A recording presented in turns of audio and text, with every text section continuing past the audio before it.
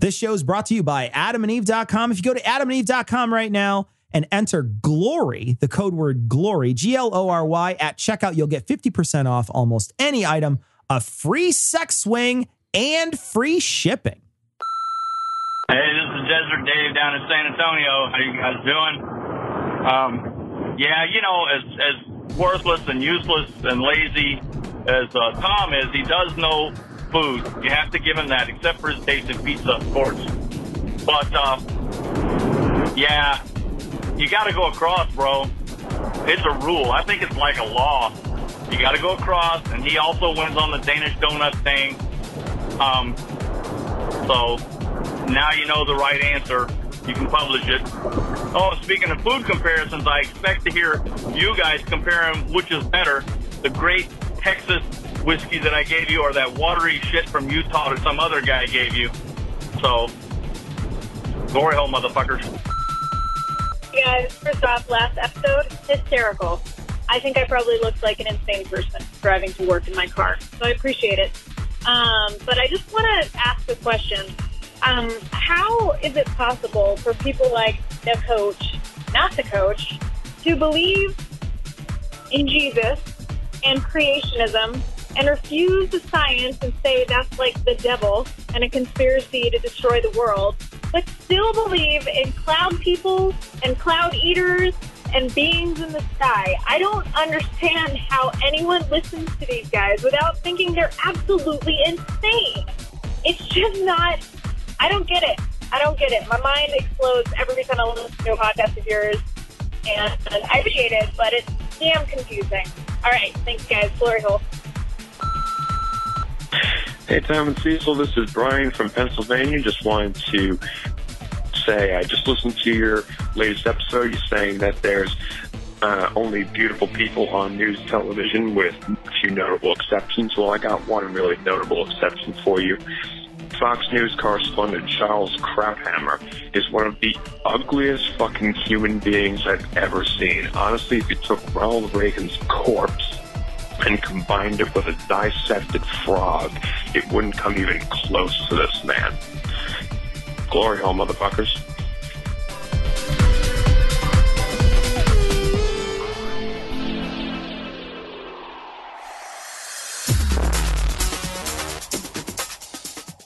Be advised that this show is not for children, the faint of heart, or the easily offended. The explicit tag is there for a reason.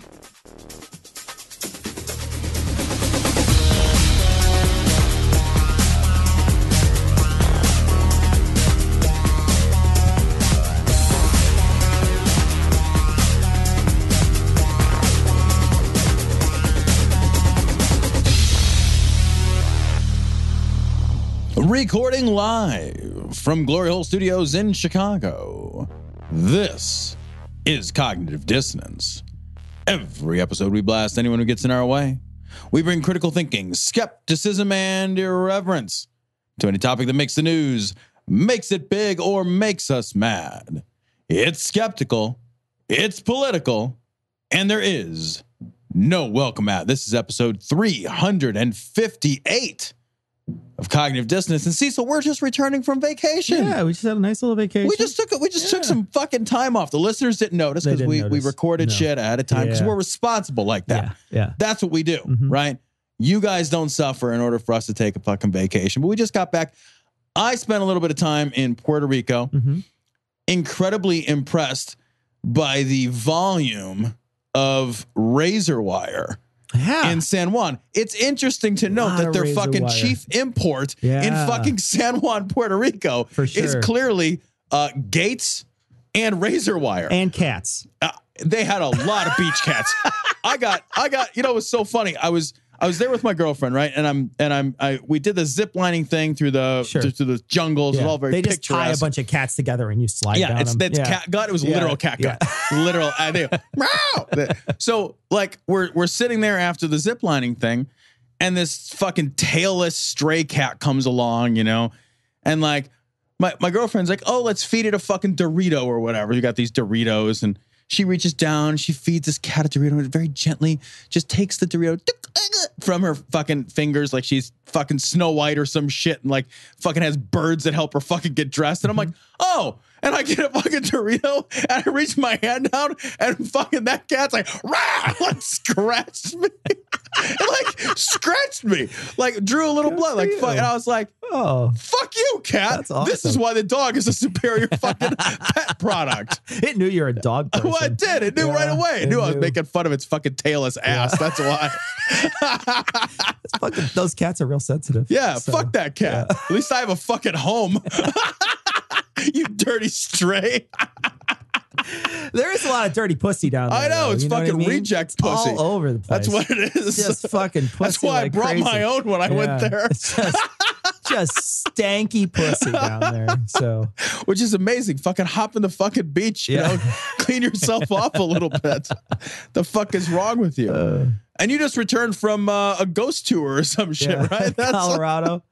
I wasn't a ghost tour. It was supposed to be a tour, and then they asked like the question, do you mind if I talk about the ghosts in this place? And I'm thinking, oh, were you just gonna not say anything? Right. And like 4 idiots raised their hands, so we had to hear about all the fucking ghosts that are supposed to be in this dump. And they keep on saying, like, the one person's like, yeah, so we're standing at the stairway and there's a ghost vortex, and I'm like, get the fuck out of here. Why would it be a vortex? I was making Dyson jokes. I was like, I'm like standing with my wife, and I'm like, this is like the upscale. This is the, like, where's the one with the bag? You know, this is a bagless version. Right, yeah. So where's the bagged version? You know, that's the Ghostbusters that's one, it. right? Like exactly, Ecto 1 and shit. Yeah, fucking, it was ridiculous. But that, you know, I got to say, Colorado, I have nothing bad to say. You know, you normally come back from a place, you're like, it's fucking garbage state. Like this, Colorado's not a garbage state. Like it's genuinely a beautiful state. Now, I will say this. You go fucking east of Denver and it's Illinois. It's a garbage state east of Denver. Nothing there. Right? I went east of Denver and you're just driving and it's sprawl and it's nothing and it's fucking brown and ugly. You're like, great.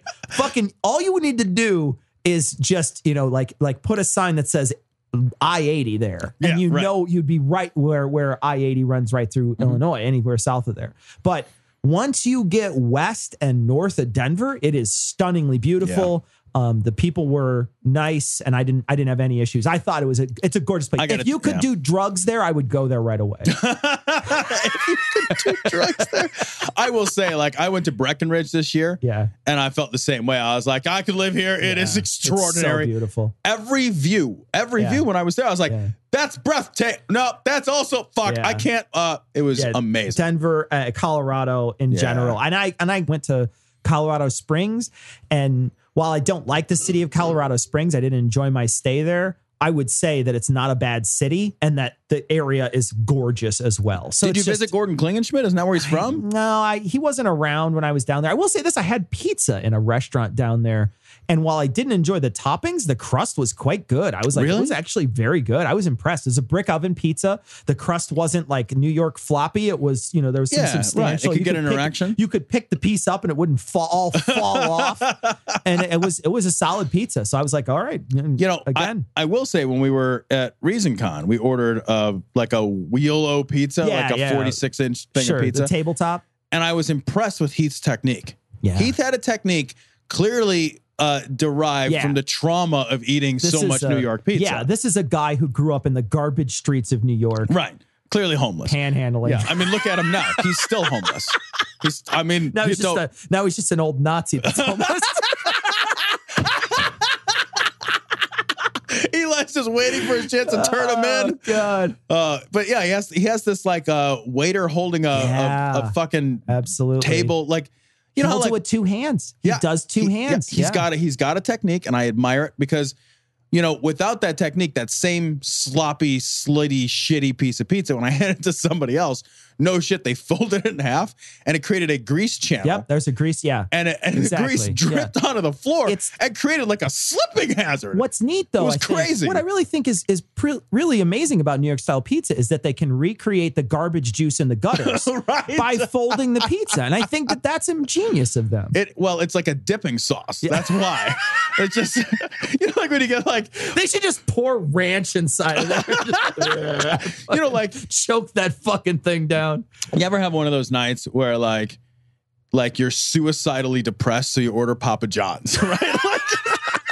Never a single time, but I will know when I'm going to kill myself at least. Like a night where you look at the gun in your safe and you think, when you look at the pizza cutter and think, I could do this. Right. You're like, I could do this with a pizza cutter now. Maybe tonight's the night. You know, maybe tonight's the night. And then it's just like that one like picture of your child that keeps you from doing it. That kind of night. Like it's a Papa John's night. Sure, it's a Papa John's night. Papa John's night. That's like their commercial. Wouldn't that be a great commercial? Somebody's just sitting there. Papa John's, he's standing on a stool and he's got a noose on his neck and he's rocking it back and forth. And he's like, it's a Papa John's night. And then the camera moves and there's just like a shadow of a swinging man. Like that. So, like, when you order Papa John's, it's a pizza that's so bad that they serve it with a sauce to make it taste like something that you didn't order.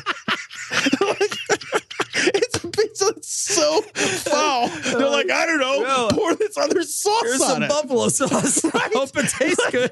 Like, this pizza's terrible. I don't know, put ranch dressing on it.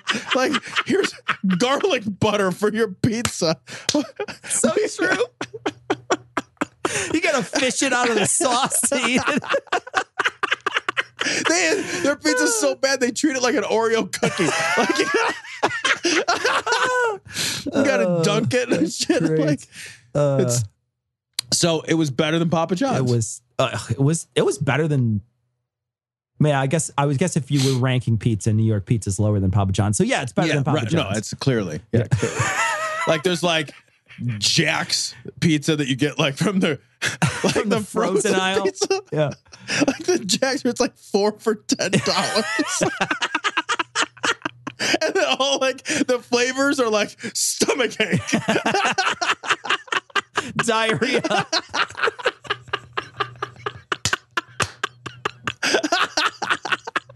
Oh, there's a great bit. I'd like another slice of colitis, please. There's a great bit that I don't know the guy's name. The guy who does the Hot Pocket bit. Oh, Jim Gaffigan. When he's like, just cut out the middleman and throw it right in the toilet. It's like that, you know. Just cut out the middleman. Just go get Jack's Pizza. Just slide it right in the toilet. Just cut out the middleman because it's only going to take 7 or 8 minutes to go through you anyway. Yeah. So it's like milk through Eli's bowels. Like. Wakefield is not just any researcher. His 1998 study on autism and childhood vaccines literally changed the way many parents think about vaccines. The study was based on just 12 children. That's right, 12 children. But many parents, desperate for answers around the world, embraced Wakefield's claim that he'd found a link between autism and the vaccine for measles, mumps, and rubella. This story is from the Daily Kos. Anti-vax activists. That's actually kind of difficult to say. Anti-vax activists? Anti-vaxivists? Anti-vactivists. Vactivists. Oh, I like that. Yeah. It's like those intactivists, those people who are like trying to like regrow their foreskin, those folks. You're looking at me weird. Do you not know about this? Do you not know about this? Is this like a penis pump or something? No, man, it's even funnier. So, you know, like there's all those folks who are like, you know, you shouldn't circumcise your boy or whatever, sure, yeah, right? Yeah. So, which is, yeah. I mean, like I didn't circumcise mine. No reason right? Like to. it's there, and I wish I had the rest of this. I could use every quarter inch I could get. Me too, my friend. I would like 2 quarter inches. Yeah. Like that would be good. And I always wanted a sheath. I always wanted to just be like shing, shing. I just wanted to do that, and I can't. So I wanted to make a metallic sound when I whip it out. Whip it out, please. Name it something Vorpal. You know. Sorry, baby. This thing needs a sheath. Be like, you can keep it sheathed. Yeah, that's what most of them say. But that's what all of them say. Man, I got to get out of this school zone. Are you kidding me? Those are the only ones that say yes. Yeah, to the candy. I don't know any better. There's a group of the intactivists, right, that are saying like we can regrow. They want to regrow their foreskin. They're not regrowing anything. They just hang weights and shit off the front of it and stretch it out. What? The fuck are you talking about? I'm not on board anymore. It's so funny. I was for a few minutes. I was like, wow, that sounds no. So yeah, they just like stretch that fucking thing what? Look, I'm all for stretching some things out down there. Don't get me wrong. But at a certain point, I don't use weights. Like I feel like my grip is good enough, you know? I've been pulling at it for a long 20 some years. The foreskin's been in the same position. Right. I've been trying to readjust for a long time. I've been pulling it longer. It just retracts when I'm done anyway. It's like a turtle in its fucking shell. It's like I'm... Okay, so I got to read the title of this thing again. You got to do it again. Yeah, all right. No. We already talked about anti-vaxxivists. Anti-vaxxivists cause record measles outbreak among refugees. And I picked this one because this happens all the time. Sure. I picked this one because it's among refugees. Because the refugees fucking need this shit. Right, yeah. Right? Yeah. The refugees are like, well, everything else was going so well. Yeah. I lost 2 kids to bombs. Can you vaccinate for those? Jesus Christ. Do you vaccinate against crossing large bodies of water? Right. Yeah, but do you have like a gill vaccination? I need to be able to swim like Aquaman. It's crazy to me that this happens. They show up here, right, and then they get told by the area fucking knobs, right, that are like, oh, you don't do that. That shit causes autism. Durr. And then kids get like a bunch of kids got sick because of this. Right. Isn't this strike you as such a fucking first world problem, right? These people are, they're in this awful situation that is completely beyond the norm in any first world country, right? Oh, absolutely. In any area of the world where, there is, a civilization, this sort of thing is not happening. And they show up to this place where they think, oh my gosh, this is going to be great, and then they show up and they're willing to throw away things that other people, that we take for granted, that other people don't even have. And it's so funny because like food is the same way, right? We talk about, we don't want GMOs and we want to grow things organic, and it's all because we have this great abundance. Yeah, it's a privileged stance, and it's the same thing when it comes to medicine. It's like, you do this when medicine's like, oh, you do that GMO shit. Well, hold my beer. I'm going to fuck this shit up. You know what I mean? I'm actually going to kill some motherfuckers with this. Isn't that crazy? Yeah. Can you imagine? I actually can't even fathom. And I say this with real sincerity. I cannot fathom the insane rage I would experience if I did all of this shit to get my family away and then my fucking baby or whatever gets fucking measles. Yeah. I would lose my actual fucking mind. Yeah. I would lose my actual fucking mind and be like, wait, a fucking vaccine for fucking goddamn ye oldie times illness? Yeah. After all that, like we survived like the fucking insane murderous regime of Assad. We survived like whoever he's fighting, because I don't even know anymore. Yeah, exactly, the other side is, because it's fucking like 17 sides at this point, too. right? Yeah, and there's a secret side, right? I mean, let's be real honest. Yeah. And then like you make it over and like all the fucking attendant difficulties and horrors and traumas and dangers associated with that. And then it's like, hey, fuck, your baby's got measles. To be like, I'd fucking spike that thing at that point. Like, who needs it? Boom. This ain't nothing but trouble. I don't even care anymore. Now, I have to tell you, it's an unbelievably complex subject. Nobody knew that healthcare could be so complicated. This story is from Salon.com. Alabama congressman.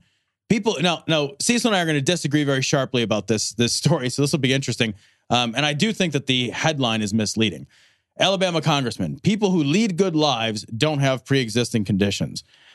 So rather than summarize this, I think we should just get into playing the video or playing the clip, and then let's chat about it. Yeah, sure. Yeah.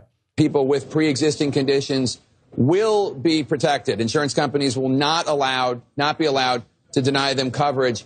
But my understanding is, as you just mentioned, this new legislation would allow states to opt out and allow insurance companies to refuse to sell insurance to people with pre-existing conditions as long as there's some setup for them, pools of some sort. Is the president sending a message to Congress to change that provision? Or did he not understand what was in the bill? Hold on a second. I want to talk about that question before we get into our point of disagreement. That's a nice jabby question, right? Isn't it? It's a real sharp question. So the president, is he going to fix this, or did he not understand it? Those are your two. I am presenting you a question with two choices. neither of which I know you're going to like. This is a question grenade. Right. Oh, sir, when did you stop beating your wife? Exactly, Right? Like, exactly. It's so funny. It is such a great leading question. Well, that's not my understanding of the way the bill has been reframed. My understanding is that it will allow insurance companies to require people who have higher health care costs to contribute more to the insurance pool. No, I want to stop. This is not even a point of disagreement yet either, no. but I want to talk about this. Man, fuck that shit, right? Fuck that shit where it's like if you have higher healthcare costs, you should. Those people are already poor. Like typically speaking, people who have higher healthcare costs, they're getting fucked anyway. These are the people on disability, right? Yeah. These are the people who can't work a full-time job because they got a fucking hip dysplasia like a bad golden retriever or whatever, you know? They have like wheels and they have to drag themselves around. It's like, you know who should pay more? Like, this is so Republican. Yeah. You know who should pay more for shit? The poor. people. Like, won't somebody think of the rich? You know, who's like in great health? People are like, I stubbed my toe. I need like 11 plastic surgeons.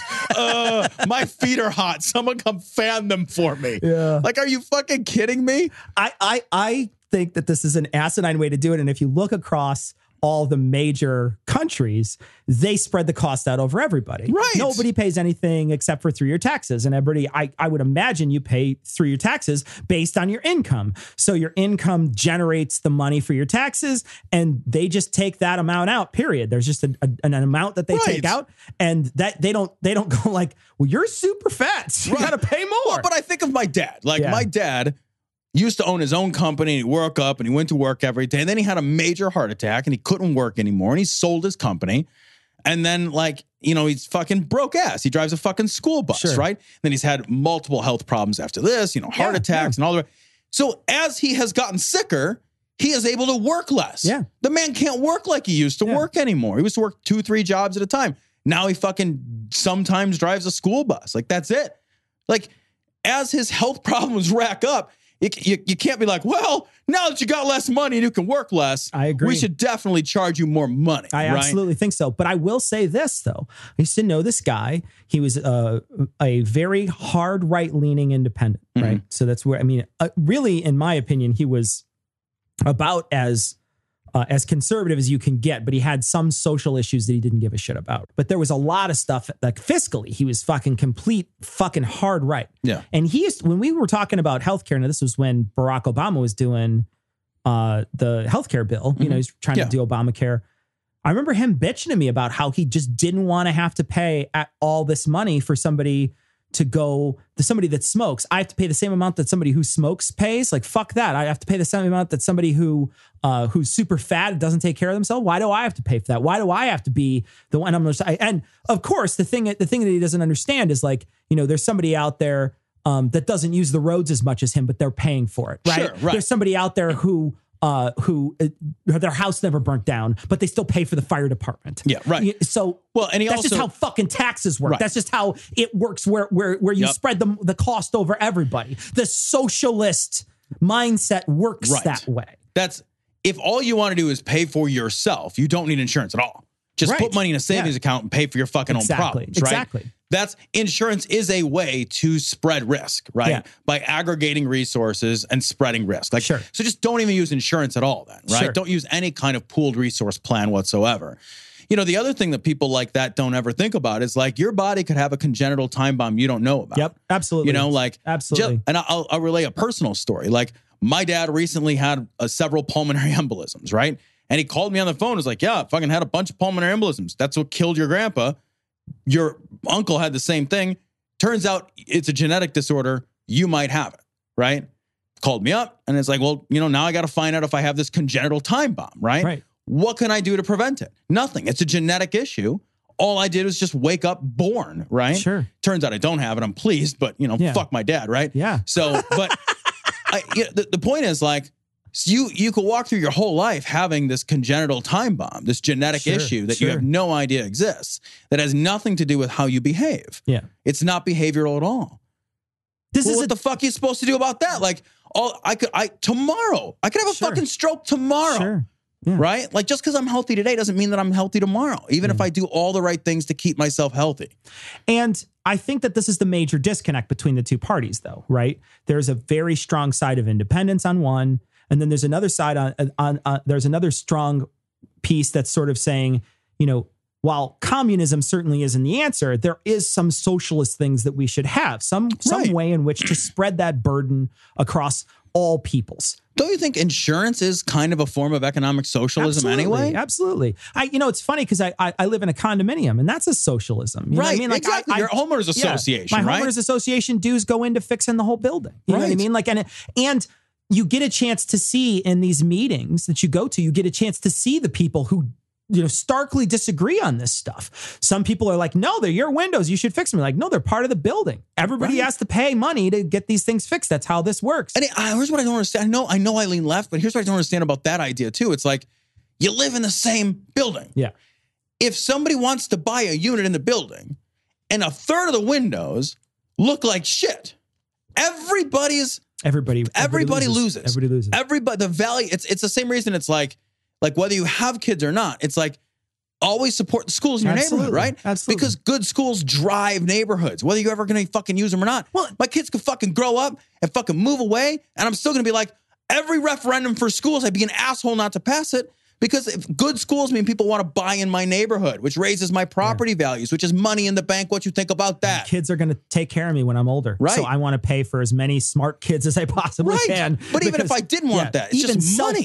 Even selfishly. Right. And I think both of those are two selfish reasons. You know, extend that metaphor though out. And, you know, you have the shitty windows in your building that you got to fix. Think about this in the healthcare system, right? Do you want a nation full of people that can't get good health care, that are sick and that are broken down? Or do you want a nation of healthy people? Right. You know, like I get in the subway. Yeah. Right. If I get on the subway and that dude over there has some communicable illness that he can't afford to get fucking covered, and he's like, sure. And then now I get fucking disease. Right. Why did I get it? Because that motherfucker over there doesn't have fucking coverage, and he got on the fucking subway. Because fucking dark man's face is coming off. Exactly. It's like by being selfish, we burn ourselves. We hurt ourselves so much. It's a fucking, to me, this is a fucking supremely simple concept, right? Yeah. Because we aren't living in a fucking bubble. We live in a society that interacts and affects every single person. Sure. To contribute more to the insurance pool that helps offset all these costs, thereby reducing the cost to those people who lead good lives, they're healthy, they've done the things to keep their bodies healthy. And right now, those are the people who've done things the right way that are seeing their costs skyrocketing. So the only thing I have a real problem with is at the end of it when he says those are people who've done things the right way, because that to me has an implication that somebody else did something the wrong way. But everything leading up to that, I really just genuinely don't feel is offensive. Yeah, and this is we were talking about this before we started recording. I hate that whole fucking sentence. I hate that whole fucking sentence. You know, I understand his point, right? Yeah. So I'm not going to pretend I understand his point. I understand his point, and we kind of touched on his point and why we disagree with it, right? Exactly. We both disagree with his point. His point is garbage because it's what he's saying is fucking healthy people should be like fucking making it rain and everybody else is like fucked. But like for me, like when you say like people who lead good lives, what is that? Why throw that in there? Why are you throwing that in there? People who lead good lives, who are healthy. Like if when you put those two things next to each other, to me, the direct implication of combining those things in the same sentence is to say that if you lead good lives, you will be healthy. But that's not always the case. There are people who lead terrible lives and are healthy. There are people who lead really good lives and take good care of themselves and are incredibly unhealthy. This is not I did things right and that's why I'm healthy issue. I think there's a lot of moralizing built into that statement that suggests that it's a sick person's fault for being sick because they didn't take care of themselves. I see that with the end piece. It's a sick person's fault for being sick. But up until that point, if I put myself in that mindset, right, let's say that this, selfishly, this is how the healthcare system should work. Somebody who eats right and somebody who is healthy and somebody who is doing the right things, exercising 3 times a week and doing all those things that they need to do to make sure they're healthy. And that pays off for them. I don't feel like he's saying that automatically if that the people who don't do that stuff, And I just don't see like there's an implication there until he says that last line. You know what I mean? I don't know if that makes sense. But I just feel like when he says like the who lead good lives, like why are you saying that? Why are you saying that if not to say that a good life equals health and a bad life equals like I think it's sloppy language, but I think he's saying like a good life in this. I mean, the way I interpret it, and again, like good choices, like good healthy choices. But I still resent that implication because there are so many people who make good healthy choices that are still unhealthy because of congenital issues that they have no control over. Like Eli Bosnick, right? He's a monster of a human being, right? Yeah. We all agree about that. But he doesn't drink, he doesn't smoke, and he's a vegan. And look at his garbage body. Look at his awful, shitty body. I mean, that is the worst body. I think we can all agree. It's the softest, shittiest body. If you could have a return policy on bodies, like LL Bean, right? Like no matter how long you have it. I got this one. You get Eli Bosnick's body at Filene's basement and you return it to LL Bean. And it's like, you're like, I don't know, like this. They're like, right? Yeah, we threw all those out. That's the last prototype. We discontinued that model. This was never supposed to be sold. He's like the Homer Simpson concept car. But you're rubbing it. You're like, but it's soft. It's like a manta ray. It's like so soft. It's soft so yet oily. Yeah. Now, in fairness, a lot of these people with pre-existing conditions, they have those conditions through no fault of their own. See? Yeah, he does acknowledge it there. Right, I agree. Yes, he acknowledges it there. I think he catches himself. Like I kind of hope he does, right? Maybe he was just being shitty, and then he's like, I guess I'm being too shitty for CNN. And I think our society under those circumstances needs to help. The challenge, though, is that it's a balancing act between the higher cost of these mandates, which denies people coverage because they can't afford the health insurance policies anymore on the one hand, and having enough coverage to help those people who are truly in need. And it's a very complicated question, and I'm sure over the years there'll be different permutations of it, both in the past and as we go forward. Well, I didn't understand what he said there at all. Well, did you understand that? No, I think it's all just jib jab. And actually, I think he was talking about the same group 2 times in a row. I think it was just, I think what he said, this is how I would interpret that. Yeah. Healthy people are better, but I'm not allowed to say that. So what I really mean is sometimes grandma gets sick and we all feel sad. Yeah. This is complicated. I don't know what to do. There may be other things in the future where we don't just outright kill grandma. But we're not rolling those out yet. I love that the Republicans have basically a number of times, and a number of them at this point have come out and said, all right, look, we don't have a better option here. We know we don't like what's in place. Yeah. But this is real hard. And we just want to break something. Yeah. And it's Obamacare. Yeah. We have nothing to replace it with and no better ideas. They really don't have a better idea. No. Though. I mean, if you read through some of this stuff, and the thing that really just burns my ass is the tax break for rich people. It's just embedded in there out of nowhere. It's like if you make $250,000, you may a little less on your investments. Why is that in the healthcare bill? Isn't that amazing? Why is that? $250,000 or more, you pay like 3.8% less on your capital gains. Okay. What the fuck? Really? In celebration of the healthcare bill, buy champagne with this. It's like Thomas Smith had a funny line from a video that he said. It's like, look, like wealthy people will pay a little less, and that's great because you might need to borrow some money from one of them. Right. It's a very funny line. But yeah, I love that their answer is like, I don't have a real good. Well, and this is one of the most unpopular things. Have you seen the favorability polls for the HCA? Do you think it's going to pass the Senate? No. The favorability rating of this bill is like in the teens. Yeah.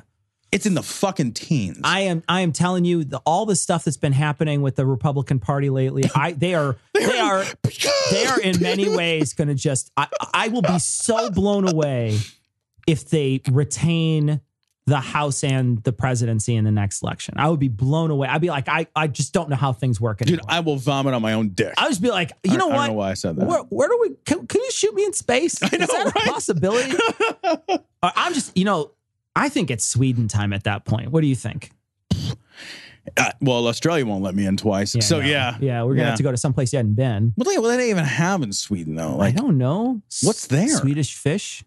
Yeah, I could live off those. Yeah. This will not cover pre-existing conditions, and 133 million Americans with those pre-existing conditions will suffer. Kids like James Kish, an 8-year-old in my district who has a brain tumor and literally stands to die if this bill passes. This story is from thehill.com. GOP representative, nobody dies because they don't have access to health care. Let's listen to him say it, though, because it's only 15 seconds. Let's listen to him say it. You are mandating people on Medicaid except dying. You are making a mandate. No one wants anybody to die. You know, that line is so indefensible. Nobody dies because they don't have access to health care. Listen to the crowd. I think the crowd disagrees. Nobody dies because they don't have access to health care. This is a line that people tout that are like, well, you can just go to the emergency room. Yeah, if I'm having a heart attack, I can go to the emergency room. They'll treat me for a heart attack. But like acute illnesses are not the only things that kill people. It makes it sound like, you know, what they sort of spout off is this idea that like even if you don't have health insurance, you can always just go to the ER. And yeah, while that's true, you can't go to the ER for preventative care. You can't go to the ER for maintenance care. You can't go to the ER for, regular, insulin shots, things along, you go for acute traumatic illness, things along those lines. Like that's what you go for. You can't get like if you're diabetic and you need insulin to live, you would have to go to the ER every day. Is that what you're saying? The ER is not going to, let's say the ER doctor says, well, you've got fucking diabetes. Maybe they can write you a prescription, but if you can't fill the prescription because you don't have access to fucking medical care and you don't have health insurance, you can't afford it. What good did it do you?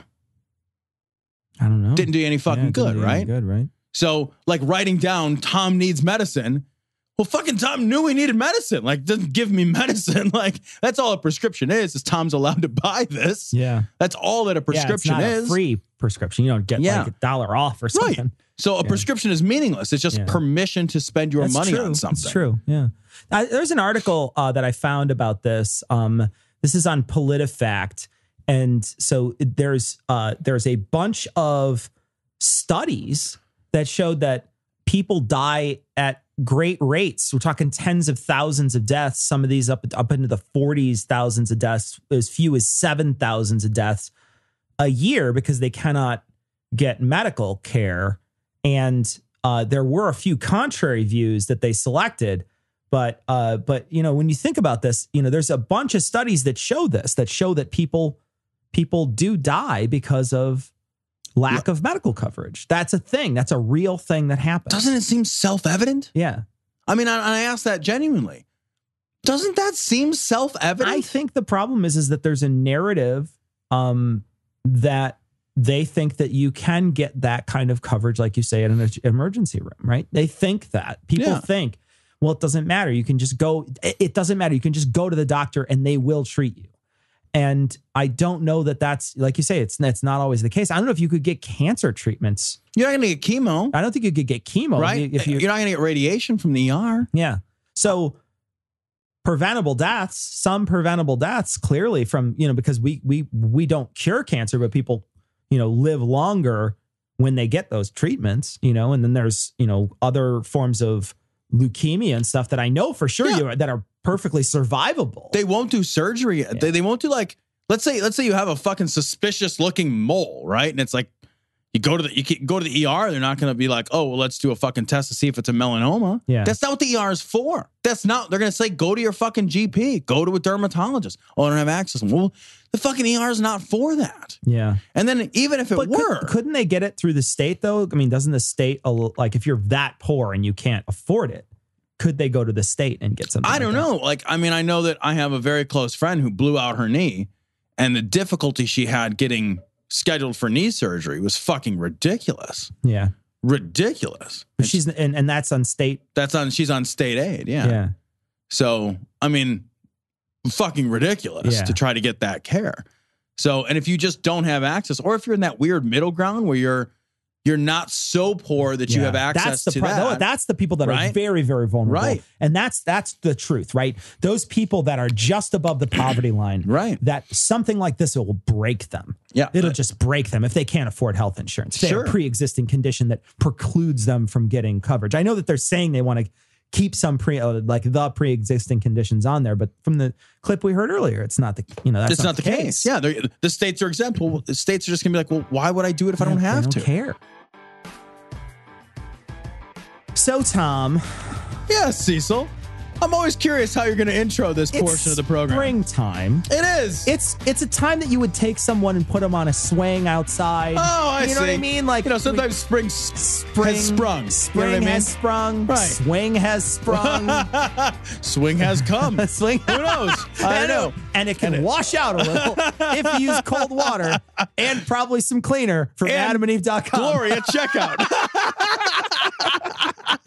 We love our sponsor, Adam and Eve. Adam and Eve allows you to explore your sexuality, to do it in a private way, to get it delivered to your door, to have fun with your sex life. And Adam and Eve is going to give you 50% off just about any item. You can get tons of different stuff from there. We've had people send us messages saying they've gotten vibrators, they've gotten fuck socks, they've gotten, they've got whatever they call those pocket pussies or whatever. They've gotten lube, they've gotten lingerie. Yeah. Hey guys, why do you send us emails telling us what kind of sex stuff you buy? We've been meaning to talk to you about that. Yeah. I don't know. I think we're just touting how private it is. Yeah. Some of you guys need to take that message home. I'm just saying. But if you do feel private, you're clearly not one of our listeners. Yeah. But you can go to AdamandEve.com. You can enter Glory at checkout. You can buy all the kinky shit that gets you off, all the kinky shit that gets your partner off. Yeah. And you can get a free fucking sex swing, and you can fuck in the fucking sex swing. Yeah. And get 50% off any item. The sex swing's free. Right. So you get 50% off any item and you'll get free shipping. So check it out. Glory at checkout. That's GLORY at AdamandEve.com. I love this story, and I love the attendant picture from this story. So go to the site and check this guy out. This is from Cleveland.com, whose website looks like it was just designed yesterday by a 9-year-old. Televangelist Ernest, it's terrible. From Cleveland. I mean, I know. Cleveland looks like it was designed yesterday by a 9-year-old. If you're in Cleveland, you don't have a lot of planning experience. Did you know Cleveland is actually one of the fastest growing, most upcoming cities in America? Is it really? It's a garbage city. I mean, you're not. Yeah, I'm right there with you. I've been there 2 or 3 times. I'm right there with you. Never once thought I could live here. Their real estate community is on fire. Wow. So is the lake by them. So. Oh my God. Televangelist Ernest Angley closes the Cathedral Buffet. And I do want to say, in all seriousness, this is a tragedy. It is, because there's not going to be any more hot cross buns. Anytime a buffet closes, an angel's wings catch on fire. You used to have this theory about Old Country Buffet. Old Country Buffet. You used to have this theory. And Tom's theory was, it's a pretty simple theory, that they only had 2 flavors at Old Country Buffet. If you're familiar with Old Country Buffet, it's a really cheap buffet that they used to have around here. I haven't seen one in a long time. I don't know if they still exist. I assume the health department got wind of them. Yeah. They stopped them from serving those rats. But there was only 2 flavors. Right. And your theory was that there was a sweet table and a salt table. And the good thing is that at this place, they could demark each one by a pillar of salt. They just have an angel and a devil. So there was a buffet. Yeah, I used to call it efficiency eating, because you could go and consume an insane volume of calories for like $7 or something, right? But the only problem is you'd have to drink all the available water for the rest of your life because you're so dehydrated. I remember going there as a kid, because it was the one place that we could go to eat a lot of food, right? And so we used to go there when I was working. I used to go to Old Country Buffet with my friends, and we'd be off work and be on a Saturday or something. We'd catch a movie and then we'd go to Old Country Buffet to eat. And I remember going to, like you say, the sweet area had no flavor. You get five cinnamon rolls. Right. You put them on your plate, and then you start shoving them in your mouth. And you're like, these taste like a sweet dough that is just really kind of, there's nothing to it. It was just. I contend that it's all the same recipe, just shaped differently. Yeah, right. They just shape it like, oh, make this the mashed potato shape. That's a salt one. Like, oh, make that the macaroni shape. That's also a salt one. It's the same. It's the same thing. I used to only eat two things there. I'd get a big giant plate of their fried chicken and eat it. And then I would get a big plate of like cinnamon rolls and just eat it. It's a great plan. You got a plate of the salty. Yeah. And you got a plate of the sweet. I should have made like a sandwich. So what the church here was doing was using volunteers. So they had a bunch of volunteers and people that are not getting paid to show up, right? Well, you get shamed into doing it, right? You probably get shamed into doing it. And, they wind up with this, he winds up having to pay a bunch of damages and back wages to these people because he was using basically free labor from the church. The church had to go in and donate their time to do this work. That's called slavery. Exactly. They got a name for that. When you have to work and you don't get paid for it. Exactly. That's called slavery. And old country slavery. There's a reason Old Country Buffet has a Southern theme. And the other thing too is I sort of learned my lesson with volunteers. I went to the Asian massage parlor. And while Carl was very friendly, Carl, he had a very strong grip. I do not recommend. I prefer 2 stars on TripAdvisor, my friend. 2 stars. I prefer somebody to take their time a little. Don't rush. He at least warmed the oil. So Mr. Miyagi, he gets 2 stars. Carl gets 2 stars. That is the sound it made, my friend. Oh, that's dry as shit. It's dry as shit. Oh, yeah. No. Oh, yeah. That's a sandpaper. Well, that's because my cock was trying to retreat into my body. So it's a 2-inch race. It's a sack race. It's a one-legged race. It's a race nobody wins. I'll tell you that much. Carl didn't get a tip either. Because it had retreated inside my body. City after city, watching ordinances that say that your 7-year-old daughter, if she goes into the restroom, cannot be offended, and you can't be offended if she's greeted there by a 42-year-old man who feels more like a woman than he does a man. All right, this is from Right Wing Watch. This is Sackcloth and Ashes, Kevin Swanson. Sackcloth and Ashes. This is to cover yourself in a poo. This is guy. God, Sackcloth and Ashes. Isn't that just like the sad little goth kid that sits on this? He's like renamed himself. Yeah, it's like its best friend. I'm Sackcloth and this is Ashes. We're like the fucking Eeyore of the emo kids. You just listen to Sisters of Mercy all the time. Have you heard the great new Seether album? Yeah, no one has. No one has. That band is fucking terrible.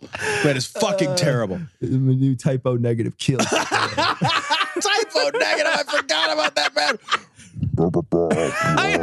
That guy was on another octave. Like I've got a pretty deep voice, and I sound like a fucking.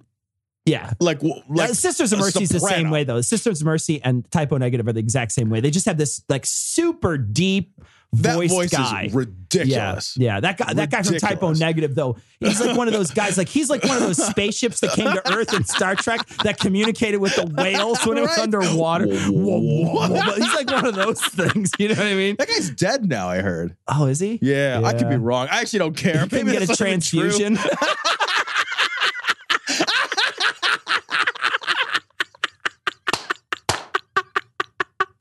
He should have been type AB negative.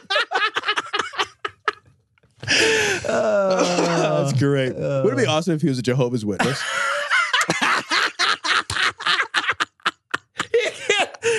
Sorry, I can't drink any of that blood.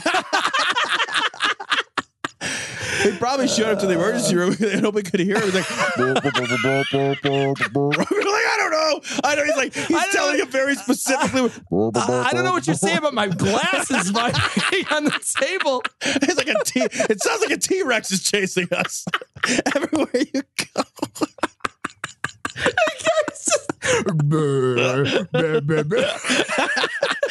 When your voice he can't even communicate. He's like a bellows with like a deep kazoo in it. Hello, I only speak stand-up bass.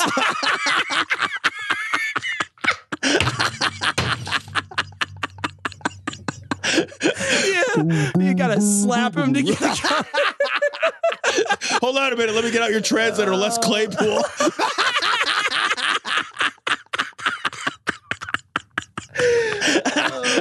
Oh God! I don't know, man. There's a story. What did Kevin Sorbo say? I'm fucking tired. I can't. All right. Well, let's just stop laughing for 2 seconds. Okay, I'll try. Okay, we're getting like 7 bad iTunes reviews already from this. You're having a lot of fun, and I'm not there. I got the big sads. I don't even have any friends. The state has an agenda with your children. And friends, I realize that this may sound a little bit hyperbolic. It may sound a little bit of an exaggeration. I don't think it is. Oh, from you? Oh, no. Oh, not an exaggeration from Kevin Swanson. Heaven forbid. Because I think if you begin to see the trajectory of where things have gone and you just draw it out for the next 5, 6, 8 years, you're going to find this is the agenda. The goals of the educational program for your kids in the public schools, the goals of the world for your children is that your kids be transgendered and communist by 20 years of age. What the fucking what? What is the population of the transgender community right now? The transgender community at this point, I think, it's smaller than the gay community, and that's what it's like. The transgender community is less than a percentage. Yeah, because the gay community at this point is 3 or 4%. Yeah, I think it's like 4%. And it's probably growing because it's a little less dangerous now to be out. It's less stigmatized, right? So again, growing. Same thing with the transgender community. It's less stigmatized now to be transgender. I'm not saying it's fucking easy. Don't misquote me here. Less is not. Yeah, that's not that it's easy, but I'm saying it's there are more groups out there that are more accepting. There's more people out there that are more accepting. But that to them is evil. That to them is evil. Yeah, in the North, yeah. Anywhere else in the fucking States, you got a purty mouth or something. I don't even know. But this guy thinks that just because you're accepting it, you're saying that I want every kid to be transgender. I want every kid that wants to be transgender to be transgender. Yeah, I want every kid who is transgender, right? If that's who you are, then that's who you are. I want them to be who they should be. You know, grow up into the thing you want to be. That's what I think every parent wants. Well, most parents, every good parent. Yeah, I think I need to qualify that because there are people out there that are very upset if their kid were transgender or if their kid were gay or if their kid were an atheist. You know, it's so funny because it's like this guy is saying, you know, that's the goal. You know, the goal of every parent is for their kids to be a groundskeeper, not transgender. You know what I mean? Like they want to make sure that by 12 their kid is mowing the lawn. Right? You know? Yeah. Right. Like my goals for my kids are relatively modest. Like pick up one fucking Lego. One Lego ever in your fucking life. You worthless little shit. Pick up a single fucking Lego. Maybe let the dog out before I ask. I don't know. Like, can you have like fucking one self-sufficiency unit at some point ever? That's all I want. Like the irony of you saying that is amazing to me. Absolutely stunning. Like nobody's going to cut off their fucking genitals because the public school system convinced them to.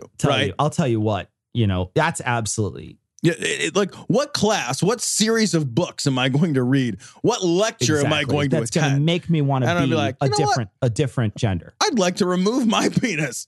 What are you talking about? To be a different gender, to live as a different gender is not something that you can just be like, totally going to do this. Like I've had the luck, I think, through this show to meet several transgender people. They're not fucking just halvesies into this. You know what I mean? They're not just like, well, I just thought I'd wake up and just do this sort of thing. Right.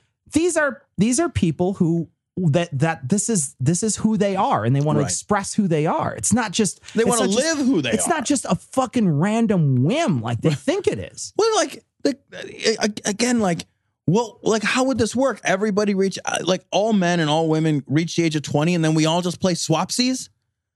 Like all the women transgender into men, right? And all the men transgender into women, and then we still have the same. Unless you're a good Christian. Like what? How? Fucking what are you talking about? And then at the same time, we're just like, I don't know. I cut off my penis, and by the way, I'm also communist. Yeah. What do you? what world do you live in? Maybe he thinks if they cut off the penis and then we all share penises. We all share it. Like, what do we do with all these people? You know what we do with them? We give them to the fucking women that transform into male, and we have an equal number now because everybody does it. But didn't they just seize the means of production? Huh? It produces something if you seize it. Fucking Carl seized my means of production. I'm fixed. There's no production I guess anymore. That's true. You think I'm overstating the case, Steve? Boy, I don't know. I mean, if you take out the line from where they start, several years ago, and you continue on to its logical end. Draw that line out for the next 5-8 years, friends. Of course. I don't even know what that means. I think what he's saying is that there used to be a lot of shame associated with this. Oh. And we've drawn out this line, and this line is that as time goes on, people are more accepting of trans people. And so now everyone will now if we continue on that path and we become more accepting of I don't know what, then do you think they're so confused that just because you accept that somebody else does something that's not the same thing as like I want to also do that thing? I accept that some people like to go fishing. Sure. I don't really like to go fishing. Sure. That's it. It's not like my dad likes to go fishing, right? I accept that about him. Sure.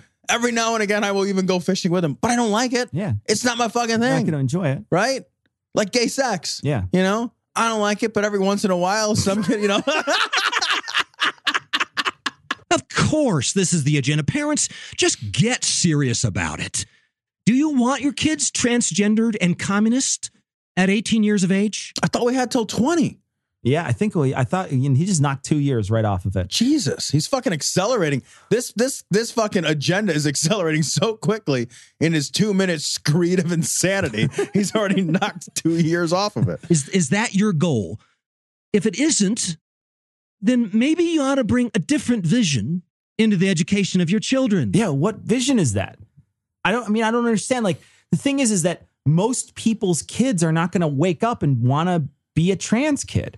Period. They're just not going to want to do it. So most people don't even need to talk to their kids about this. I would say a majority of people don't even, you don't really have to bring it up. Well, your kid at some point is going to be like, hey, I have a question about this thing. My son has a friend who has a transgendered sister. You know how many questions he has about it? Like none. Yeah. It's not even confusing to him at all. He's just like, yeah. And he says, he's like, I don't want to give names. But he's like, so-and-so's sister is transgender. And I'm like, do you know what that means? And he's like, yeah, born a boy. And now, she's a girl. And I'm like, okay. And then he goes and plays soccer. He doesn't give a shit. Because he doesn't care. That's the thing. Like, these conversations are not complex with children. They're not.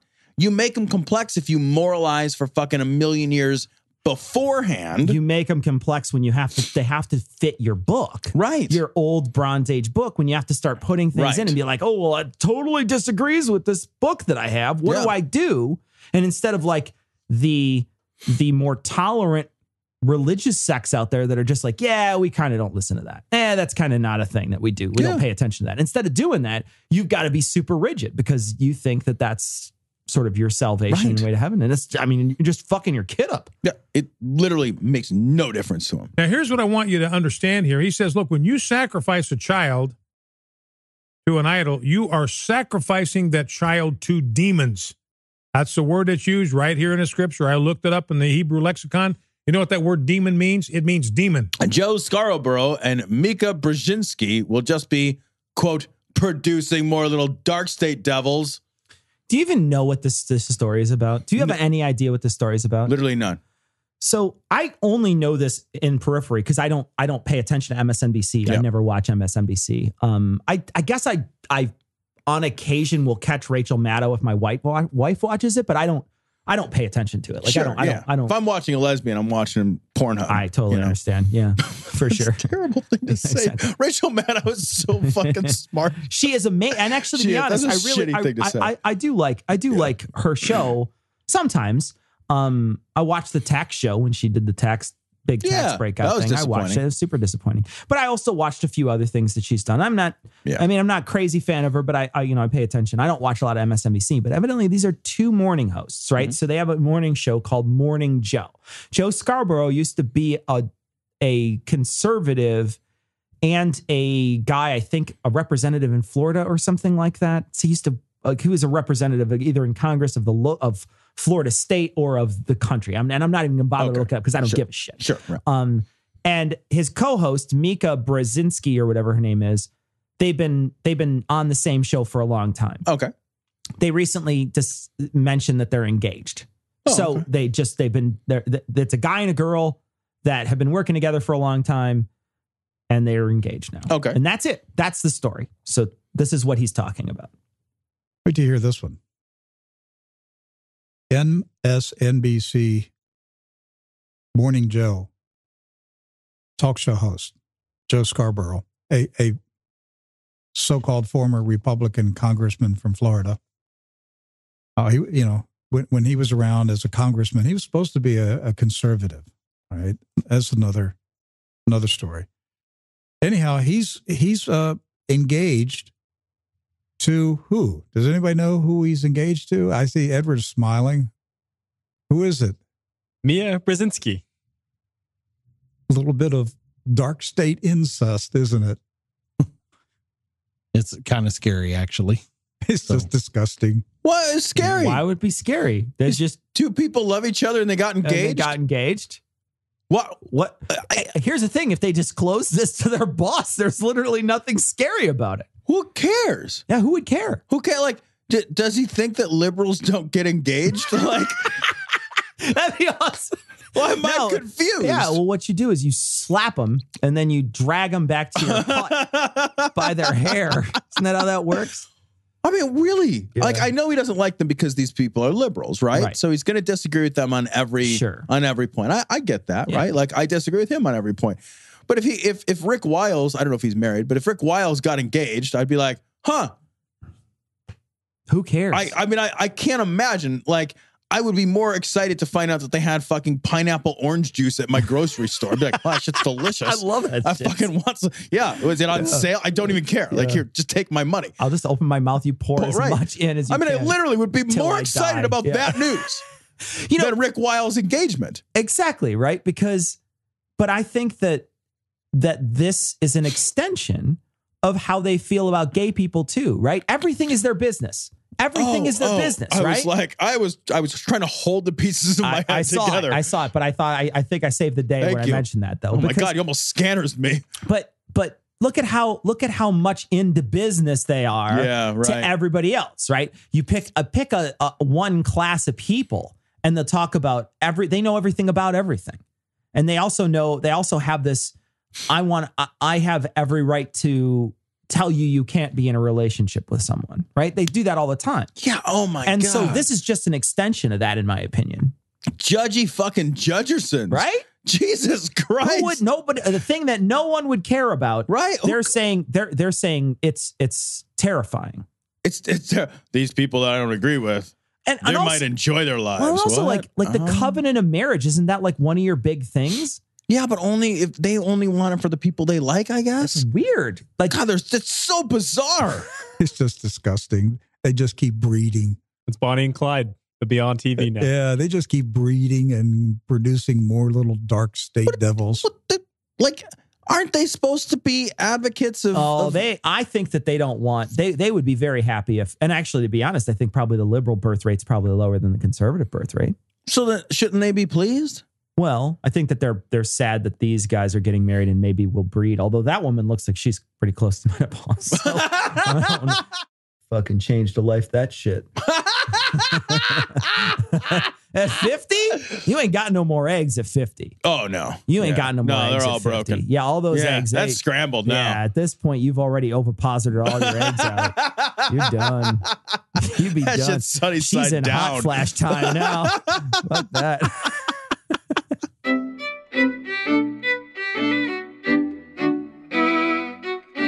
So we want to thank all our patrons, of course, but we'd like to thank our newest patrons, Crystal, Kim, Sage, Angel, Kevin, Mango Cat. Mango Cat? Mango Cat. Mango Cat. I would make a delicious cat salsa. A little red onion in there. It's delicious. Emily, Javier, Kristen, Levi, Karen, Kai, MP, El Cietor del Fugo. Sure. There's a lot of weird characters I in there. know. That's not a thing. Jonathan, Wobbles, spawn of filthy monkey men.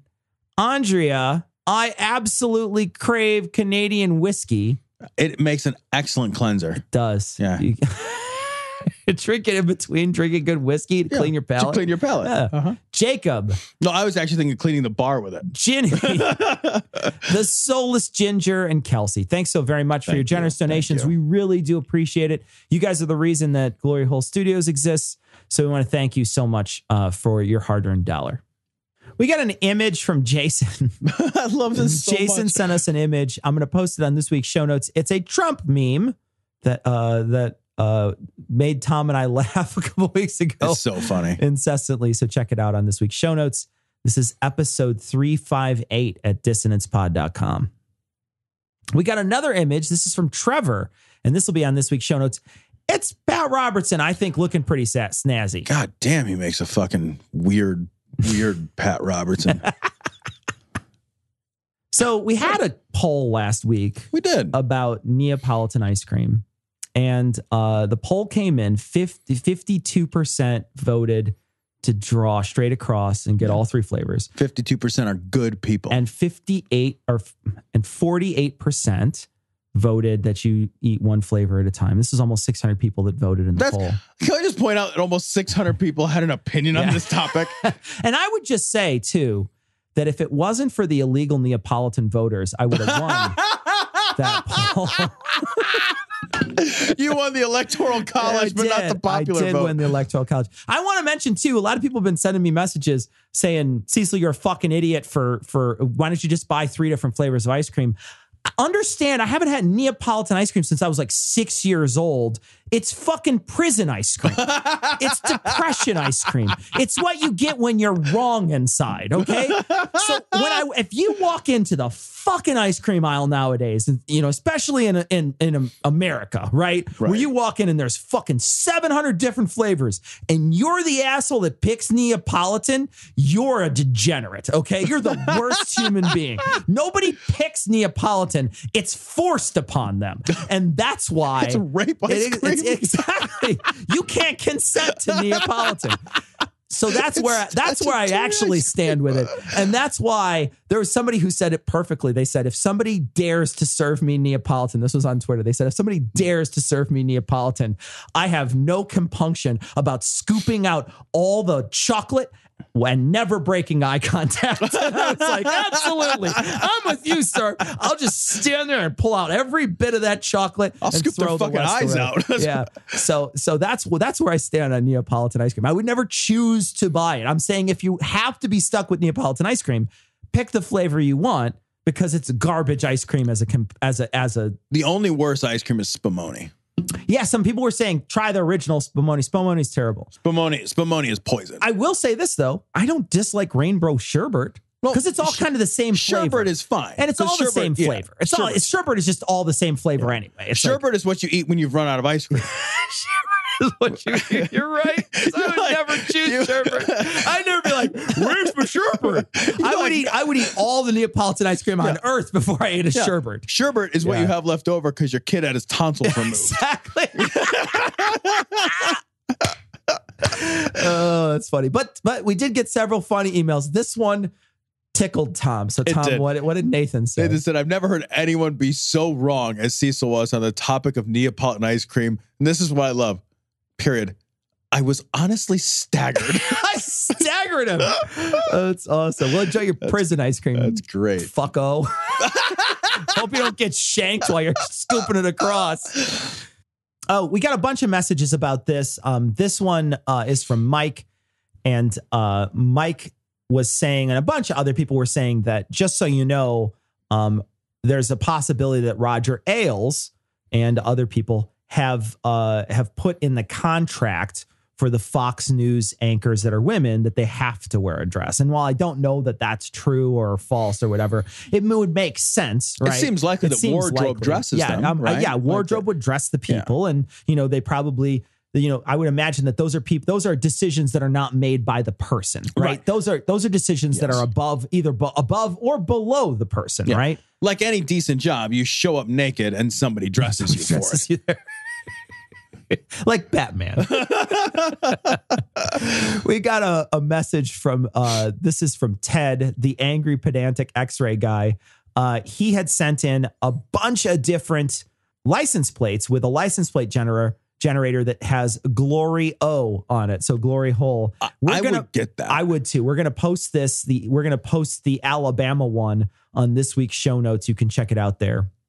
Oh, I love this. So we got a message from Carolyn, and Carolyn was a little upset about some things that we talked about last week. And it's, she was. And so I think we need to just read what she said. And because I think she makes some excellent points. And for once, I want to eat a little crow. He says, "Hey guys, I just listened to your podcast where you overtly made fun of robot rape. Be sensitive. My robot was recently raped and is currently going to a robot therapist. It's real. And my robot was listening with me, and you guys didn't give a trigger warning. So you've just said he, she, it, they, zay way back." I love that. That's fucking great. Also, Tom, I may have you beat on horrible mother-in-law chefs. Mine legitimately has no sense of smell, so she has a greatly diminished sense of taste. Can you imagine?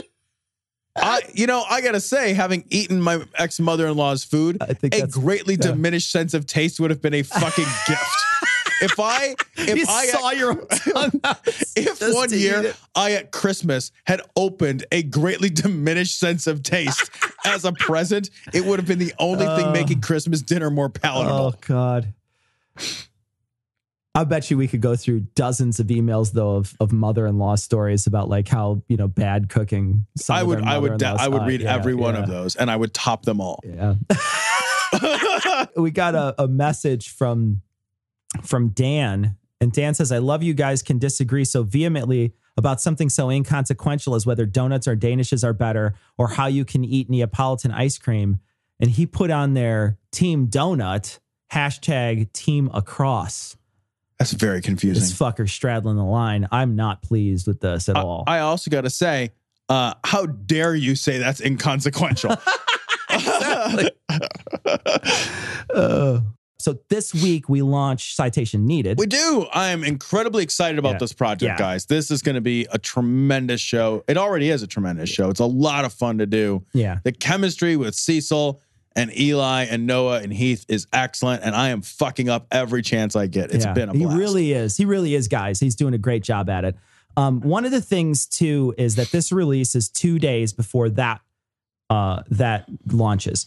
So that means you'll have 2 days if you wanted to become a patron. You'll have 2 days to become a patron and download and listen to those 5 cutting room floor episodes that are currently on there. After that, on the day we launch, Wednesday morning, I'm killing those. I'm going to delete them from the Patreon. So all those episodes are going to go away. They're 5, I think, really good test episodes to find out what eventually we wanted to do. Right. And they turned out very good. So there's and they're not an hour long, but it's a good at least 3 hours or 3.5 hours worth of content.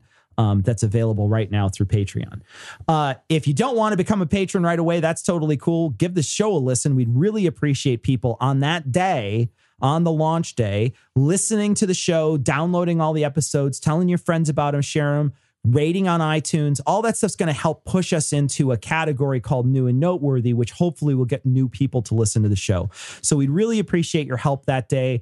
If you're a fan of our show and you'd like to hear us hang out with the Scathing Atheist crew for a half an hour and cover some topic on Wikipedia, you're going to want to listen to this show. You're going to want to and just help us out that week just by downloading and giving it a shot, giving it a chance. And this is a show you can actually let your relatives listen to. Yeah. It's still filthy. Yeah. It's filthy. It's filthy, but it's not this kind of show. Yeah. It's not a show that it's based 100% on sort of being an atheist and being skeptical. There is certainly a thread of that throughout. You can't take that away from us. We're always going to be a little skeptical, a little atheist, that sort of thing. But it's not the focus. It's not the focus of the show. Right.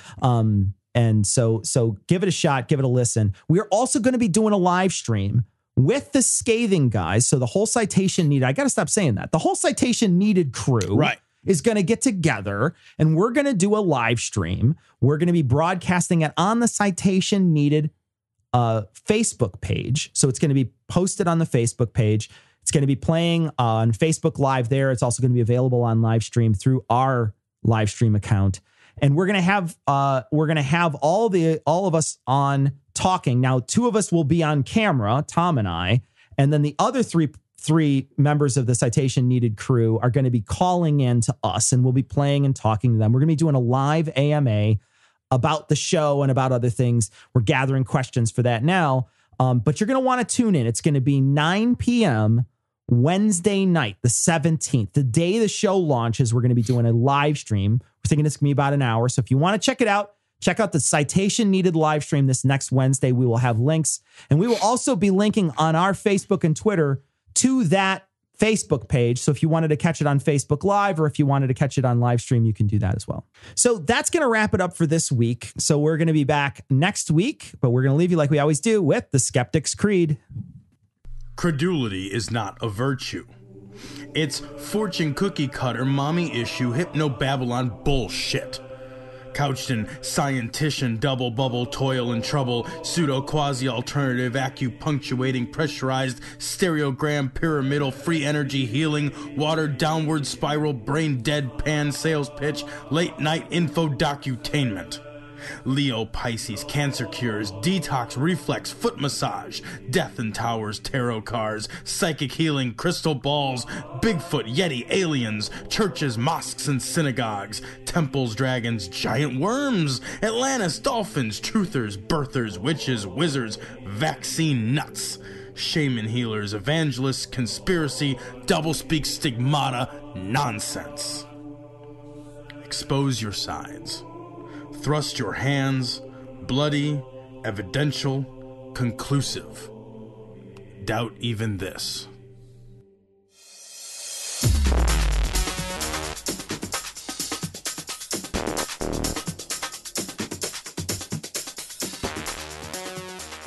The opinions and information provided on this podcast are intended for entertainment purposes only. All opinions are solely that of Glory Hole Studios, LLC. Cognitive Dissonance makes no representations as to accuracy, completeness, currentness, suitability, or validity of any information and will not be liable for any errors, damages, or butthurt arising from consumption. All information is provided on an as-is basis. No refunds. Produced in association with the local Dairy Council and viewers like you.